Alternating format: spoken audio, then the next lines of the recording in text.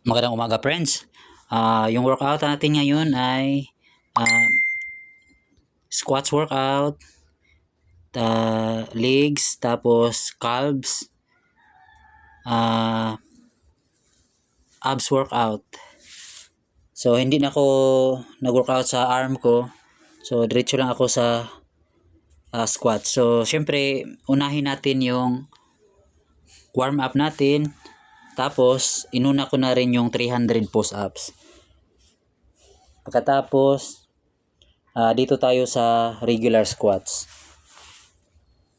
So sa regular squats, umpisa tayo sa lightweight hanggang sa 90 pounds. 90 pounds yung pinakasagad ng mga dumbbells ko dito. So nasa 3 sets and 12 repetition lang yung ginawa ko dito. Syempre after nito, sumo squats din ako para matatamaan din yung bat natin. Sunod na ginawa ko ay calves workout. Ito yung calves ko, medyo hindi siya kalakihan pero cuts. May mga muscles na. Cuts na yung dito sa calves ko. So dati kasi cycling ako dati, nagtitrail sa mga bundok, gamit yung mountain bike ko. Tapos bali natigil ako, hindi na ako nakapag biking. So dati malaki yung ko dito sa calves ko.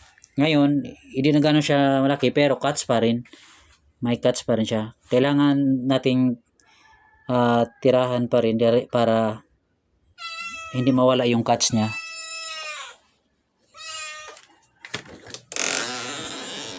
Tapos yung sunod kong ginawa ay ab roller para sa abs natin. So everyday ko to ginawa basta nag-workout ako. Everyday ako nag-abs. Everyday ako nag-push ups. For example, naka 6 times a week ako. So 6 times a week din ako nag-push ups tapos abs workout. Palagi to nagsasama tong dalawa, abs taka push ups. So sa ab roller 5 sets and 15 repetition yung ginawa ko. May crunches tapos bangon higa din. So 30 minutes yung abs workout ko. Nilalaan ko ng 30 minutes para sa abs ko para medyo ma-feel ng abs natin.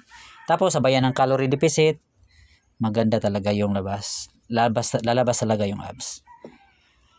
Okay, maraming salamat. Don't forget to follow and share.